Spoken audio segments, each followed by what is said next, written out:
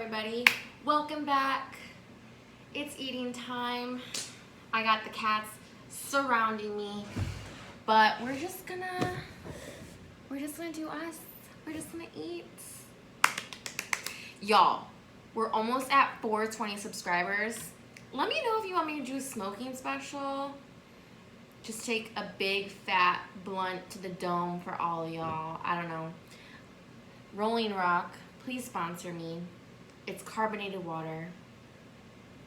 You know, they don't even have how many calories are on here, but usually I don't really drink with my food, but I usually pre-game. Anyway.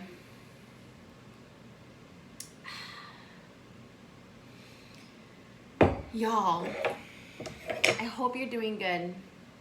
I came back for some more. Please don't at me for my sauce game. This is how I like it. And pero like, if you have anything to say about it, you can take it up with the complaint department. We have angel hair today and some hot crumbly sausage because apparently they didn't have regular sausage anymore. MILO.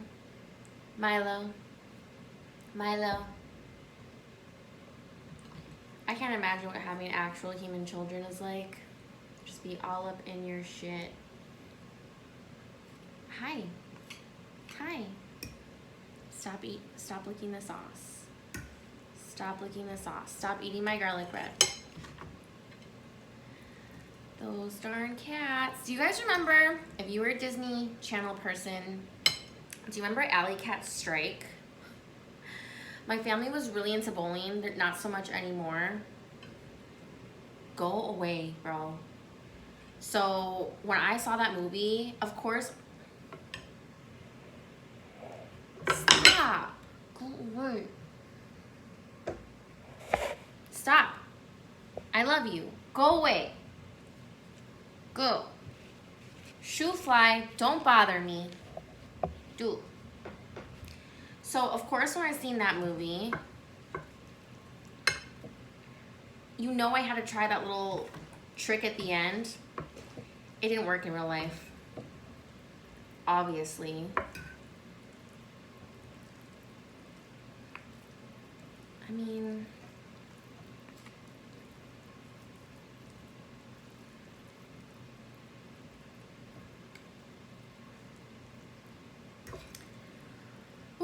I get so nervous when the camera comes on. Like, what did I want to talk to y'all about? Bro, you're blocking my shot.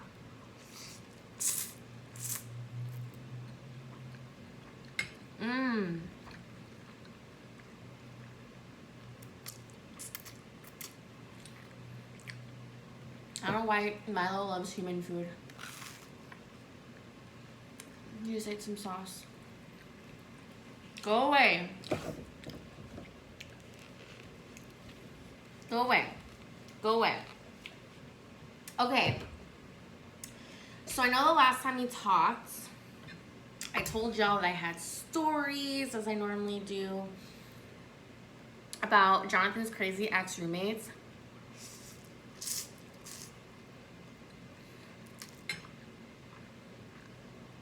Okay, no lie.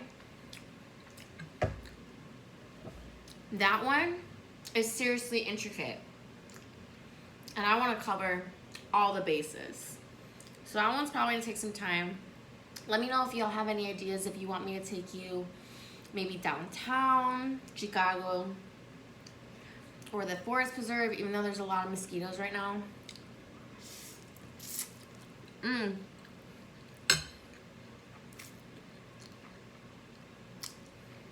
If any of y'all were concerned about my nasty bug bite, you can't even see it anymore really. It's bruised. I went to that dermatologist and they just recommended me a stronger prescribed hydrocortisone, and right away it just worked miracles.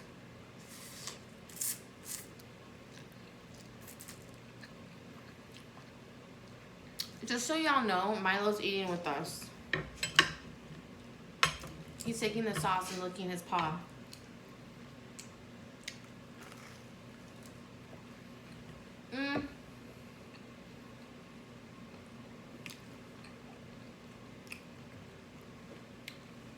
What other ridiculous story time can I tell you?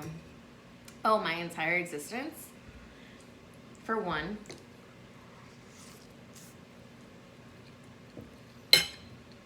No.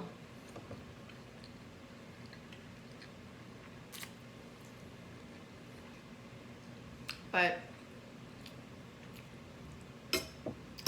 why do we... I can't generalize.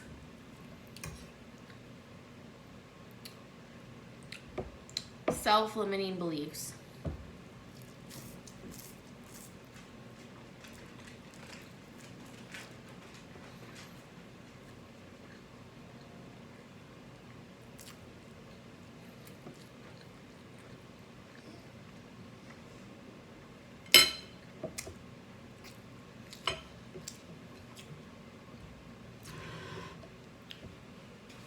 So, my beliefs of self-limitation actually started in kindergarten. And I remember specifically having this "that's so Raven" moment, Raven Simone, where she kind of just pans off and sees her entire future or predicts whatever. Please go lay down. I love you. Go lay down. These animals don't give a fuck about me unless I'm recording and they want to be a part of it. Sorry for my fan. That's what happens when I cook.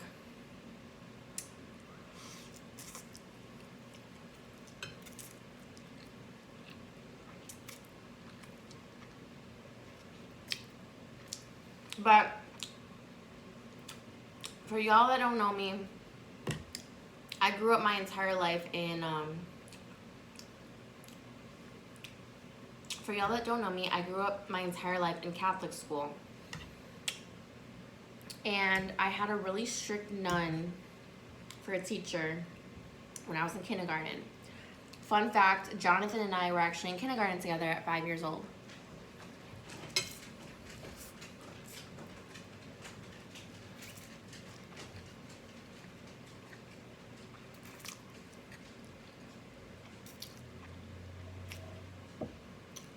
Milo, should I tell them the story about the time you almost died?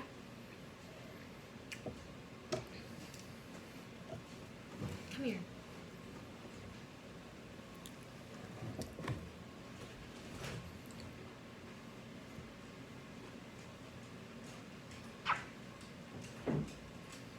Yeah, I'll get into that story. That one. Aw, that's him with the dog. Go. And I remember my very stop bullying the dog. Go away.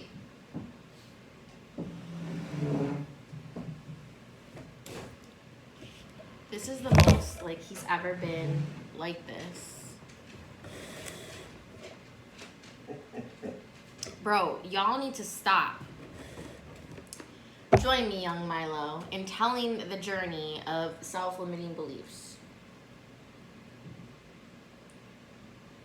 Oh, you're so soft. You just want to hang out with mama. Okay. So my very first in-class assignment ever, I remember this. And y'all know, I don't be remembering ish.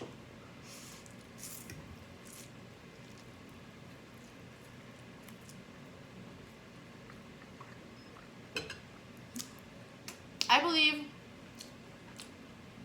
I've always had some form of attention deficit disorder. Even then, I just had my head in the clouds. And I just remember being in my own little world. Like, I just was not paying attention. But I flash forwarded to the part where she handed out a piece of paper to everybody. And I was so amped up. I was nervous. I was like, this is my first in-homework thing, and I'm going to nail this shit. She's going to be so impressed that I'm the smartest kid in class. Quite the opposite.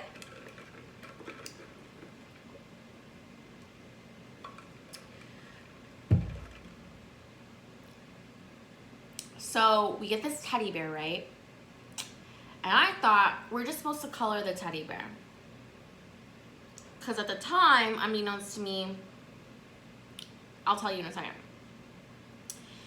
So I just go ham, and I think my favorite color is blue, and I remember grabbing a blue crayon and just drawing the fuck out of that bear. You know, I wanted to be the first one, and I looked around like, why is everybody not done? Like, the fuck? And I was like, Miss Christine, I did it. I did it. Bro, and she just looked at me and she was like, the whole entire point of this exercise was to follow instructions. What were the instructions? And I look down, I'm looking everywhere, and again, it's my first real homework, like in class assignment, so I had no idea where the fuck these instructions were, and of course they were right at the top. And it said, draw in the lines. And immediately I had this moment where I just saw my entire life flash before me, and I knew in that moment, or assumed in that moment, I'm fucked. I'm forever fucked. Because this is the basis of life, and I can't even follow instructions and just do whatever I want. I thought I was so dumb for the longest time. Even though I am very smart, I was very smart. But now that I look back on it, I was never meant to draw in the lines, y'all. It's fucking metaphorical and shit.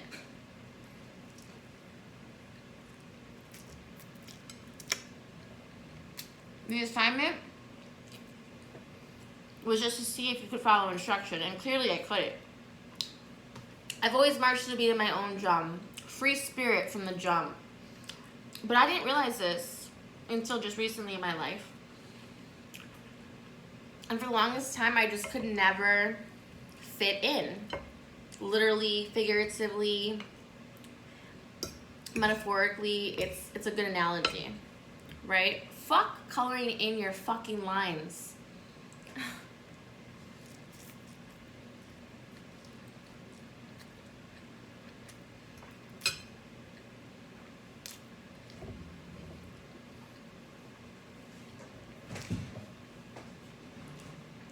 Are you gonna chill here with me? I have like hair on my face or something. Yeah, y'all. Your girl was never meant to stay in the lines. And then I remember going to first grade, and I don't know why, but I was very singled out by that teacher. She ended up dying, R.I.P. She got hit by a semi-truck, allegedly.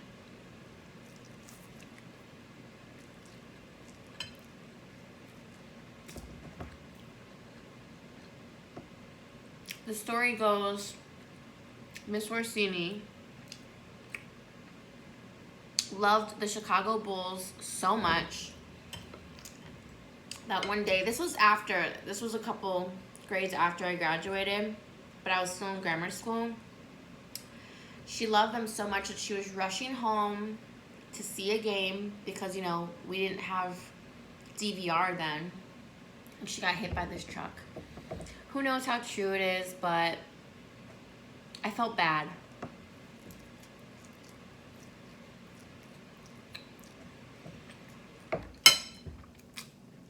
Oh.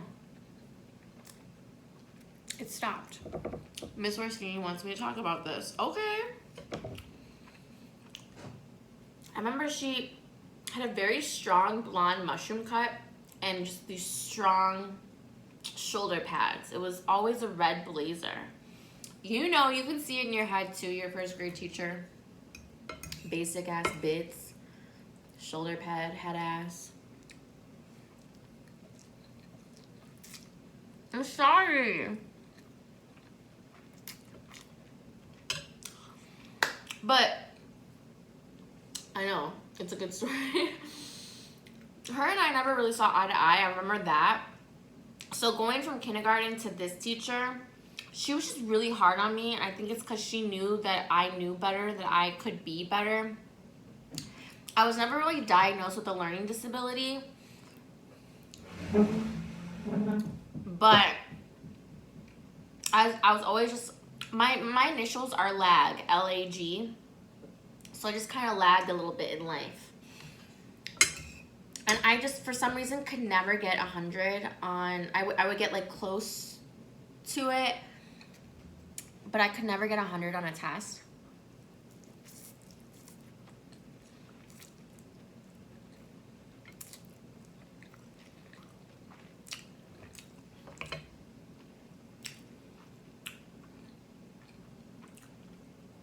Just a caveat, there was a time where, since we were in Catholic school, we had to wear a uniform, and there was always dress down days. But one time my dad got it wrong, and I came dressed down on the wrong day, and I was the only one, and it was terrifying. It scarred me mentally for life. It was like the most awkward day of my life. I remember just being like, I gotta triple check this shit, you know? But I remember how disappointed she was in me for that. Even though they could have sent me home to go change, or technically no, because my parents worked all day. Anyway, so you kind of get the gist of me feeling like very kind of singled out. You know, you don't remember what people say, but how they made you feel. And she just made me feel inadequate. Or I felt inadequate. I don't know.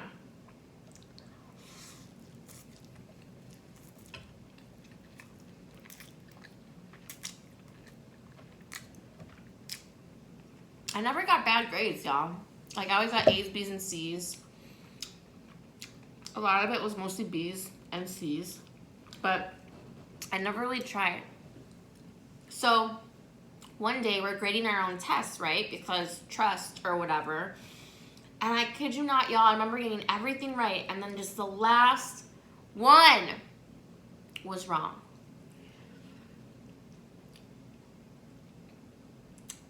And I sure left it because the guilt ate me up forever that I fucking erased that shit and changed it. And she saw me. Miss Orsini saw me. She's like, Ashley, because that's what they called me then, my middle name. Are you changing the answer? No. I always knew, like, she knew. Because a couple days later, a week later, we get these tests back.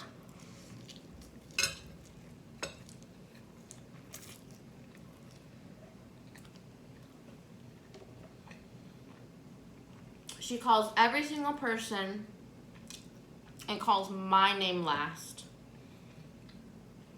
And the way she said it and did it was very stern. Like, I was in trouble. And I think she knew what she was doing because she knew that I fucking changed the answer and shit. And I'm just like, I'm not even kidding y'all. My life is a movie. She holds it behind her back where you can see the paper. And she's looking at me, and then she goes, "You did it! Ah!" And she hugs me, bro. She hugs me like this. And I'm like in her arms, over her shoulder, like, the fuck is happening right now? Like that total scene where they just grab you and you're just like, and there was a part of me that thought that maybe she didn't know, but the buildup for that, it was just so guilty, bro. I felt so bad. Even if I got one thing wrong, it just wasn't perfect. And I wanted to be perfect. And I wasn't. I'm sorry, Miss Orsini. I finally told the story out loud. That shit ate me for years.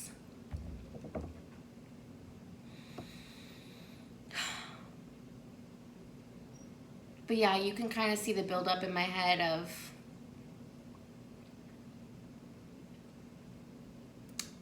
not feeling enough, not feeling like I fit the molds, feeling like there was something wrong with me, feeling like I was an outcast. Even during that freaking day of dressed down, I felt so outcasted. Like, no one thought it was cool. They're like, oh, you're not one of us? Okay.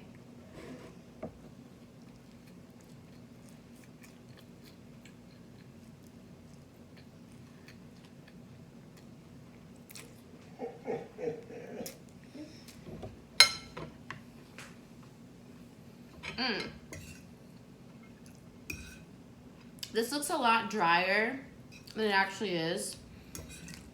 But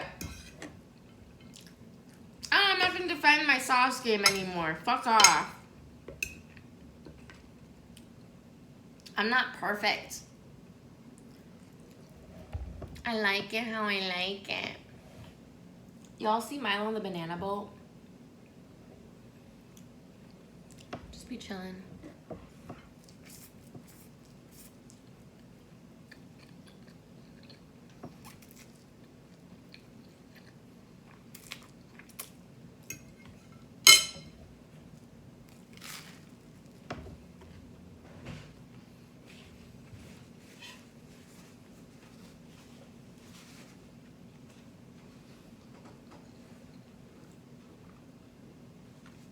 I'm gonna end it like this.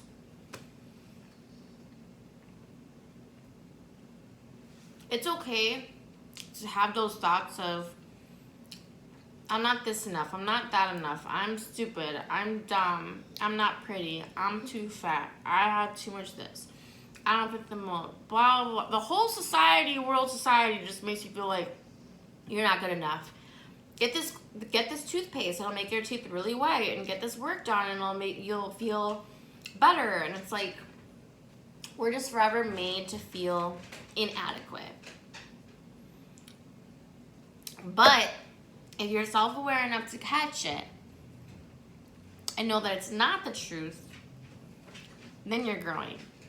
But if you're just self-deprecating and you're telling other people how lousy and terrible you feel, and you're just looking for everybody else to lift you up, but you're bringing them down because you just keep saying the same shit over and over, go away with that shit.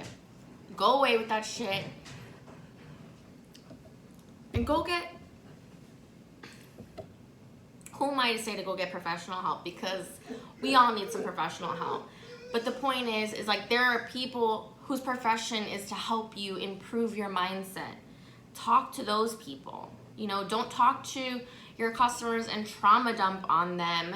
Don't just talk to your friends and your family members and just be a fucking Eeyore. There's nothing worse than an Eeyore who's just like, my life sucks. And you're just trying to tell them, look at all the things you have to be grateful for.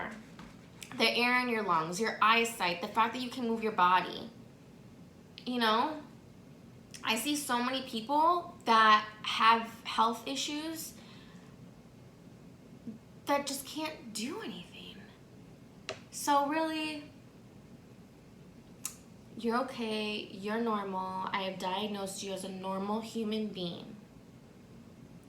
But get your shit together and don't fucking put that on anybody else. It's okay to have your down moments and feel some type of way. But just like we're communicating now, I'm letting it go. I'm talking to you, I'm letting it go. I don't know. I'm just looking for a conclusive ending for this. But the next time, I definitely need to tell you the story about the roommates. And I'm definitely telling you the story of how this motherfucker almost died. Can you see his face?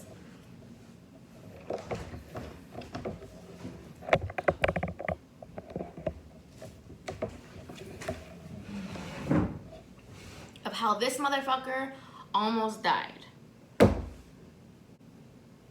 But yeah, he didn't, and it was freaking miracle. So don't tell me God doesn't exist. Don't tell me that prayer doesn't work, because it does. Not all the time, but this one worked, and it was a fucking miracle. That's literally a miracle cat that you're staring at. Bye, y'all. Thanks for listening and watching.